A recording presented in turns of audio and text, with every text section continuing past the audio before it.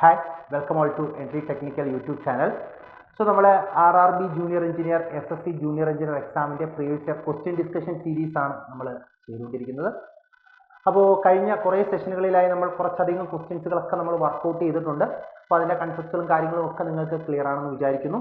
അപ്പോൾ ഇന്നത്തെ സെഷനിൽ നമുക്ക് ഈ രണ്ട് എക്സാമുകൾക്കും പ്രീവിയസ് ഇയർ ചോദിച്ച കുറച്ച് ക്വസ്റ്റ്യൻസുകളും അതിൻ്റെ കൺസെപ്റ്റുകളും നമുക്കൊന്ന് ഡിസ്കസ് ചെയ്യാം. So once again I welcome you all to the session.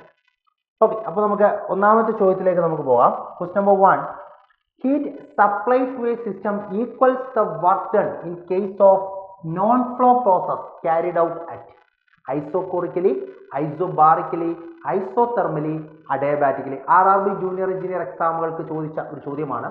അപ്പോൾ ഇവിടെ പറഞ്ഞിരിക്കുന്നത് ഏത് നോൺ ഫ്ലോ പ്രോസസ്സിലാണ്. നമുക്കറിയാം ക്ലോസ്ഡ് സിസ്റ്റം അല്ലേ, ക്ലോസ്ഡ് സിസ്റ്റത്തിൽ നടക്കുന്ന പ്രോസസ്സുകളെ ജനറലി നമ്മൾ പറയുന്ന പേരാണ് നോൺ ഫ്ലോ പ്രോസസ്. അതേപോലെ തന്നെ ഓപ്പൺ സിസ്റ്റങ്ങളിൽ നടക്കുന്ന പ്രോസസ്സുകളെ ജനറലി നമ്മൾ ഫ്ലോ പ്രോസസ് എന്നും എന്ത് ചെയ്യാറുണ്ട്, പറയാറുണ്ട് അല്ലേ. അത് ഓർത്തിരിക്കുക. ക്ലോസ് സിസ്റ്റത്തിൽ നടക്കുന്ന പ്രോസസ്സുകളെ ജനറലി നോൺ ഫ്ലോ പ്രോസസ് എന്നും ഓപ്പൺ സിസ്റ്റങ്ങളിൽ നടക്കുന്ന പ്രോസസ്സുകളെ ജനറലി നമ്മൾ ഫ്ലോ പ്രോസസ് എന്നും പറയാറുണ്ട്. അപ്പോൾ ഇവിടെ ക്ലോസ്ഡ് സിസ്റ്റത്തിന് കറസ്പോണ്ടിങ് ആയിട്ടാണ് ചോദിച്ചിരിക്കുന്നത്.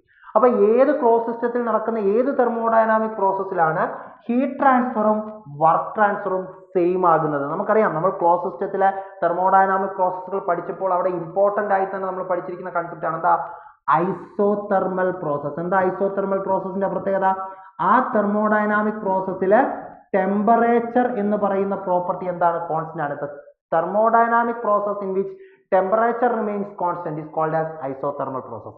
ഈ ഐസോതെർമൽ പ്രോസസ്സിൽ ഹീറ്റ് ട്രാൻസ്ഫറും വർക്ക് ട്രാൻസ്ഫറും എന്താണ്, സെയിം ആണ് അല്ലെ. ഈ രണ്ടിനും ഇക്വേഷൻ നമ്മൾ എന്താ പഠിച്ചിരിക്കുന്നത്, P1 V1 ln V2/V1 അല്ലെങ്കിൽ നമ്മൾ പറയും P1 V1 ln P1/P2 എന്നൊക്കെ ഉള്ള എക്സ്പ്രഷൻ അല്ലേ. ഈ എക്സ്പ്രഷൻ യൂസ് ചെയ്ത് നമുക്ക് ഹീറ്റ് ട്രാൻസ്ഫറും വർക്ക് ട്രാൻസ്ഫറും കണ്ടുപിടിക്കാം. ഒരേ ഒരു തെർമോഡൈനാമിക് പ്രോസസ്സിൽ മാത്രമേ ഹീറ്റ് ട്രാൻസ്ഫറും വർക്ക് ട്രാൻസ്ഫറും സെയിം ആകുള്ളൂ.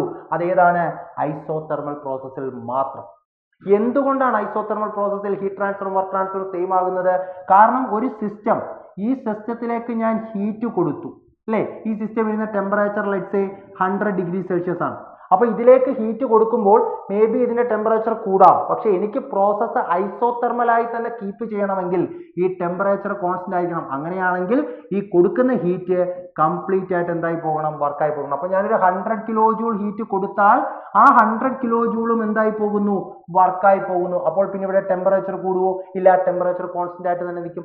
അങ്ങനെ എനിക്ക് ആ പ്രോസസ്സിനെ എന്താക്കാം, ഐസോതെർമലാക്കാം. അപ്പോൾ ഹീറ്റ് ട്രാൻസ്ഫറും വർക്ക് ട്രാൻസ്ഫറും സെയിം ആകുന്ന പ്രോസസ്സ് അല്ലേ, അത് ഏതാണ്, ഐസോതെർമൽ പ്രോസസ്, ഓപ്ഷൻ സി. അതുകൊണ്ടാണ് നമ്മൾ ഐസോതെർമൽ പ്രോസസ്സിലെ ഇന്റേണൽ എനർജി എന്താണെന്ന് പഠിക്കുന്നത്. ഐസോതെർമൽ പ്രോസസ്സിന് മാത്രമുള്ള പ്രത്യേകത, for an isothermal process internal energy always constant. Internal energy എന്ന് പറയുന്നത് ഐസോതെർമൽ പ്രോസസ്സിൽ കോൺസ്റ്റന്റ് ആണ്. അതും നമ്മൾ പഠിക്കുന്നുണ്ട് അല്ലെ. സോ ഓപ്ഷൻ സി തന്നെയാണ് അവിടെ റൈറ്റ് ആൻസർ. പറഞ്ഞിരിക്കുന്ന പോയിന്റുകളൊക്കെ ഇമ്പോർട്ടന്റ് ആണ്. പല കൺസെപ്റ്റുകൾ, പല ചോദ്യങ്ങളായി നമ്മുടെ മുന്നിലേക്ക് വരാം അല്ലെ. സോ അടുത്ത ചോദ്യത്തിലോട്ട് നമുക്ക് പോകാം. എന്താ പറഞ്ഞിരിക്കുന്നത്? A heat engine performs A work of 100 കിലോജൂൾ per cycle. The efficiency of the engine is 50%.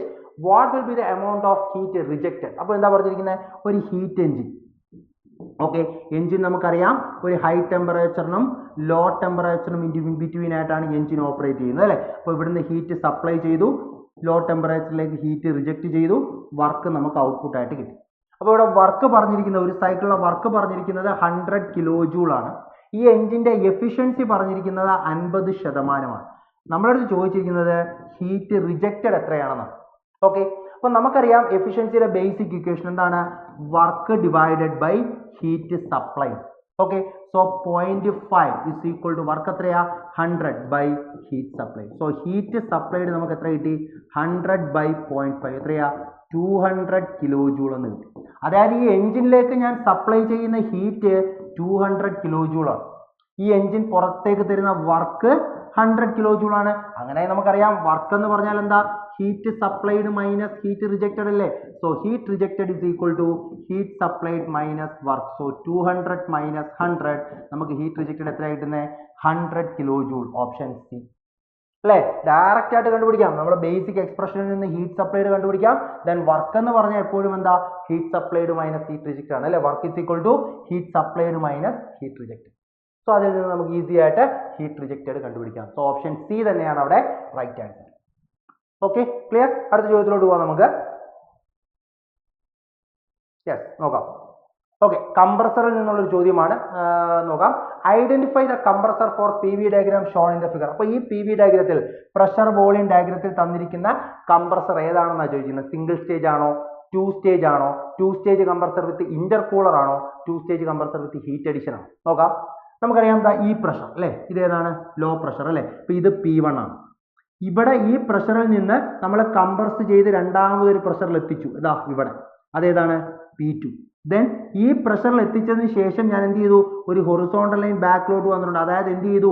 അവിടെ ഇന്റർകൂളർ യൂസ് ചെയ്തു, അല്ലേ? ഇന്റർകൂളർ യൂസ് ചെയ്യുമ്പോൾ എന്താ സംഭവിക്കുന്നത്? പ്രഷർ അതേപോലെ നിൽക്കും, പക്ഷെ ടെമ്പറേച്ചർ എന്ത് ചെയ്യും? കുറയും, അല്ലേ? അപ്പോൾ ഇവിടെ സിംഗിൾ സ്റ്റേജ് കംപ്രഷൻ നടന്നു, അതിനുശേഷം ഇന്റർകൂളിംഗ് നടന്നു, വീണ്ടും നമ്മൾ എന്ത് ചെയ്തു? പ്രഷറൈസ് ചെയ്തു, അല്ലേ? അങ്ങനെ അടുത്ത സ്റ്റേജിലോട്ട് പോയി. അപ്പോൾ ഫസ്റ്റ് സ്റ്റേജ് ഇതാണ്, അല്ലേ? ഫസ്റ്റ് സ്റ്റേജിലെ പ്രഷർ P1 നിന്ന് P2 അതിനുശേഷം ഞാനൊരു ഇന്റർകൂളർ യൂസ് ചെയ്ത് അതിന്റെ ടെമ്പറേച്ചർ കുറച്ചു. ദെൻ രണ്ടാമത്തെ സ്റ്റേജിലെ പ്രഷർ P2 നിന്ന് എവിടെ എത്തി? P3 അപ്പോൾ ഇവിടെ എന്താ നടന്നിരിക്കുന്നത്? Two stage compressor with intercooling, അല്ലേ? ഓപ്ഷൻ സി ആണ് അവിടെ എന്ത്? Right answer. അപ്പോൾ ഈ ഒരു ഫിഗർ പി വി ഡയഗ്രാം പറഞ്ഞിരിക്കുന്നത് ടു സ്റ്റേജ് കംപ്രഷൻ ആണ്. ഫസ്റ്റ് സ്റ്റേജിൽ P1 നിന്ന് P2 പ്രഷർ പോയി, സെക്കൻഡ് സ്റ്റേജിൽ P2 നിന്ന് P3 പോയി. ഇവിടെ ഈ രണ്ട് സ്റ്റേജുകൾക്ക് ബിറ്റ്വീൻ ആയിട്ട് ഒരു ഇന്റർകൂളർ യൂസ് ചെയ്തേക്കുന്നുണ്ട്. അവിടെ എന്ത് സംഭവിച്ചു? ടെമ്പറേച്ചർ ഡ്രോപ്പ് സംഭവിച്ചു. അത് നമുക്ക് വർക്ക് ഓഫ് കംപ്രഷനെ കുറയ്ക്കാൻ സാധിക്കും, അല്ലേ? സോ ഇത് ഓപ്ഷൻ സി തന്നെയാണ്, ടു സ്റ്റേജ് കംപ്രസർ വിത്ത് ഇന്റർകൂളറിന്റെ പി വി ഡയഗ്രാം. ഓക്കെ, അപ്പോൾ അത് നോട്ട് ചെയ്തേക്കാം. അടുത്ത ചോദ്യത്തിലേക്ക് പോകാം നമുക്ക്. നെക്സ്റ്റ് ക്വസ്റ്റ്യൻ എന്താ പറഞ്ഞിരിക്കുന്നത്? If the speed of the engine is increased, എഞ്ചിന്റെ സ്പീഡ് കൂട്ടിയാൽ ഇൻഡിക്കേറ്റഡ് പവറിന് എന്ത് സംഭവിക്കും? ഇഫ് ദ എഞ്ചിൻ സ്പീഡ്, നമുക്ക് മെക്കാനിക്, നമ്മുടെ IC എഞ്ചിനിലെ പെർഫോമൻസ് പാരാമീറ്റേഴ്സിൽ നമ്മൾ ഒരുപാട് പവറുകൾ, brake power, indicated power, friction power, thermal efficiency, നമ്മൾ ഒരുപാട് ഡെഫിനിഷൻസ് നമ്മൾ പഠിക്കുന്നുണ്ട്. അപ്പോൾ അവിടെ ചോദിച്ചൊരു ചോദ്യമാണ്, എഞ്ചിന്റെ സ്പീഡ് കൂടിയാൽ ഇൻഡിക്കേറ്റഡ് പവർ എന്ന്. നമ്മൾ ഇൻഡിക്കേറ്റഡ് പവർ എന്ന് പറഞ്ഞാൽ എന്താ? എഞ്ചിൻ സിലിണ്ടറിനുള്ളിൽ the power developed inside the engine cylinder is known as indicated power, അല്ലേ? അതിനൊരു എക്സ്പ്രഷൻ നമ്മൾ പഠിച്ചിട്ടുണ്ട്. എന്താണ് indicated power? Is given by the equation mean effective pressure into stroke length into area into small n into K divided by 60. ഇത്രയും watts. ഇതാണ് indicated പവറിന്റെ expression. PM എന്താണ്? PM എന്ന് പറയുന്നത് മീൻ എഫക്റ്റീവ് പ്രഷർ ആണ്, അല്ലേ? L എന്ന് പറയുന്നത് സ്ട്രോക്ക് ലെങ്ത് ആണ്, രണ്ട് ഡെഡ് സെന്ററുകൾക്കിടയിലുള്ള ഡിസ്റ്റൻസ്, അല്ലേ? A എന്താണ്? ഏരിയ ആണ്. സ്മോൾ n എന്ന് പറയുന്നത് ക്യാപിറ്റൽ N ഈക്വൽ ആവും ഏത് കേസിൽ? ടു സ്ട്രോക്ക് എഞ്ചിന്റെ കേസിൽ. അതേപോലെ സ്മോൾ n എന്ന് പറയുന്നത് ക്യാപിറ്റൽ N/2 ഈക്വൽ ആണ് ഏത് കേസിൽ? ഫോർ സ്ട്രോക്ക് എഞ്ചിന്റെ കേസിൽ. ക്യാപിറ്റൽ N എന്ന് പറഞ്ഞാൽ എന്താ? എഞ്ചിൻ RPM, അല്ലേ? അപ്പോൾ ടു സ്ട്രോക്ക് എഞ്ചിൻ ആണെങ്കിൽ എഞ്ചിൻ RPM ആണ് സ്മോൾ n. സ്മോൾ n എന്ന് പറഞ്ഞാൽ number of working strokes per minute, അത് ക്യാപിറ്റൽ N ഈക്വൽ ആണ്. ഫോർ സ്ട്രോക്ക് എഞ്ചിൻ ആണെങ്കിൽ number of working strokes per minute എന്ന് പറയുന്നത് എഞ്ചിൻ RPMന്റെ പകുതിയാണ്. ഓക്കെ, K എന്ന് പറയുന്നത് എന്താണ്? K എന്ന് പറയുന്നത് നമ്പർ ഓഫ് സിലിണ്ടർ, എത്ര സിലിണ്ടർ എഞ്ചിൻ ആണ് എന്നുള്ള കൺസെപ്റ്റ്. ഓക്കെ, അപ്പോൾ ഈ ഒരു ഇക്വേഷനിൽ നിന്ന് എനിക്ക് വ്യക്തമാണ് ഇൻഡിക്കേറ്റഡ് പവർ എന്ന് പറയുന്നത് പ്രൊപ്പോർഷണൽ ടു സ്പീഡ്, അല്ലേ? സ്പീഡിന് ഡയറക്ട്ലി പ്രൊപ്പോർഷണൽ ആണ്. കാരണം ഇൻഡിക്കേറ്റഡ് പവർ എന്ന് പറയുന്നത് സ്മോൾ n ഡയറക്ട്ലി പ്രൊപ്പോർഷണൽ ആണ്. ടു സ്ട്രോക്ക് എഞ്ചിൻ ആണെങ്കിൽ small n capital N equal ആണ്. ഫോർ സ്ട്രോക്ക് എഞ്ചിൻ ആണെങ്കിൽ സ്മോൾ n എന്താണ്? ക്യാപിറ്റൽ N/2 ഈക്വൽ, അല്ലേ? അപ്പോൾ എന്ത് തന്നെയാണെങ്കിലും ഇൻഡിക്കേറ്റഡ് പവർ എന്ന് പറയുന്നത് proportional to engine RPM. Engine RPM കൂടിയാൽ ഇൻഡിക്കേറ്റഡ് പവർ കൂടും, എഞ്ചിൻ RPM കുറഞ്ഞാൽ ഇൻഡിക്കേറ്റഡ് പവർ കുറയും. So speed of engine is increase, indicated power also increases. Option A തന്നെയാണ് അവിടെ റൈറ്റ്. അപ്പോൾ ഈ ഇൻഡിക്കേറ്റഡ് പവറിന്റെ എക്സ്പ്രഷൻസ് ഓർത്തിരിക്കുക. അതിനകത്തുള്ള ടേംസുകൾ ഏതൊക്കെയാണ്? Two stroke engine, four stroke engine വരുമ്പോൾ സ്മോൾ n എന്തിന് ഈക്വൽ ആണ് എന്നുള്ള കാര്യങ്ങളൊക്കെ ഒന്ന് നോട്ട് ചെയ്തേക്കും. ഓക്കെ, അങ്ങനെയാണെങ്കിൽ അടുത്ത ചോദ്യത്തിലേക്ക് നമുക്ക് പോകാം. ഓക്കെ, നെക്സ്റ്റ് ക്വസ്റ്റ്യൻ എന്താ പറഞ്ഞിരിക്കുന്നത്? ഫ്ലൂയിഡ് മെക്കാനിക്സിൽ നിന്നുള്ള ചോദ്യമാണ്, അല്ലേ? A pitot tube is used to measure the velocity of water in pipe. The stagnation pressure rate is 6 meter and static pressure rate is 5 meter. Calculate the velocity of flow assuming the coefficient of velocity. Coefficient of velocity is എന്താണ് 0.98 പറഞ്ഞു. Okay, അപ്പോൾ നമുക്ക് നോക്കാം എന്താ പറഞ്ഞിരിക്കുന്നത്. Velocity ആണ്. നമുക്കറിയാം പിറ്റോ2 എന്ന് പറയുന്ന ഇൻസ്ട്രുമെന്റ് വെലോസിറ്റി മെഷർ ചെയ്യാനാണ് യൂസ് ചെയ്യുന്നത് അല്ലേ. എക്സ്പ്രഷൻ എന്താ, actual velocity is equal to CV into √2gh. ഈ എക്സ്പ്രഷൻ യൂസ് ചെയ്തല്ലേ നമ്മൾ ആക്ച്വൽ വെലോസിറ്റി കണ്ടുപിടിക്കുന്നത്. ഈ h എന്ന് പറയുന്നത് എന്താണ്, ഈ h ഡൈനാമിക് ഹെഡ് ആണ്. നോട്ട് ചെയ്യണം, ഈ h എന്ന് പറയുന്നത് ഡൈനാമിക് ഹെഡ് ആണ്. ഓക്കെ, നമുക്കറിയാം സ്റ്റാഗ്നേഷൻ പ്രഷർ ഹെഡ് എന്ന് പറഞ്ഞാൽ static pressure head plus dynamic pressure. Static pressure ഹെഡിന്റെയും ഡൈനാമിക് പ്രഷർ ഹെഡിന്റെയും സമ്മേഷൻ ആണ് എന്തെന്ന് പറയുന്നത്, സ്റ്റാഗ്നേഷൻ പ്രഷർ ഹെഡ്. നമ്മുടെ ക്വസ്റ്റ്യനിലെ സ്റ്റാഗ്നേഷൻ പ്രഷർ ഹെഡ് ആണ് അതും സ്റ്റാറ്റിക്കും തന്നിരിക്കുന്നത് അല്ലേ. അപ്പോൾ സ്റ്റാഗ്നേഷൻ പ്രഷർ ഹെഡ് തന്നിരിക്കുന്നത് എത്രയാ, 6. So 6 is equal to static pressure head 5 plus dynamic pressure head.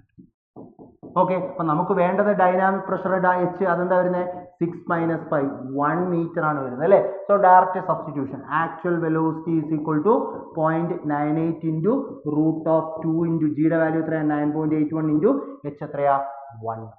So answer നമുക്ക് അപ്രോക്സിമേറ്റ്ലി എന്ത് എഴുതാം, 4.34 ഓപ്ഷൻ ഡി അല്ലേ, CV ഇൻറ്റു √2gh. അപ്പോൾ ഈ h എന്ന് പറയുന്നത് ഡൈനാമിക് ഹെഡ് ആണ് എന്നുള്ള കാര്യം മറന്നു പോകരുത്. ക്വസ്റ്റ്യനിൽ may be dynamic head direct തരാം, സോ അത് സബ്സ്റ്റിറ്റ്യൂട്ട് ചെയ്യുക. അതർവൈസ് ഇതേപോലെ സ്റ്റാഗ്നേഷൻ ഹെഡും സ്റ്റാറ്റിക് ഹെഡും തന്നു കഴിഞ്ഞാൽ ഈ റിലേഷൻ നോട്ട് ചെയ്ത് വെച്ചേക്കുക. Stagnation pressure head is the summation of static head and dynamic head. So ഈ റിലേഷൻ യൂസ് ചെയ്ത് അവിടുന്ന് ഡൈനാമിക് പ്രഷർ ഹെഡ് കണ്ടുപിടിച്ച് സബ്സ്റ്റിറ്റ്യൂട്ട് ചെയ്ത് ആൻസറിലോട്ട് പോവുക.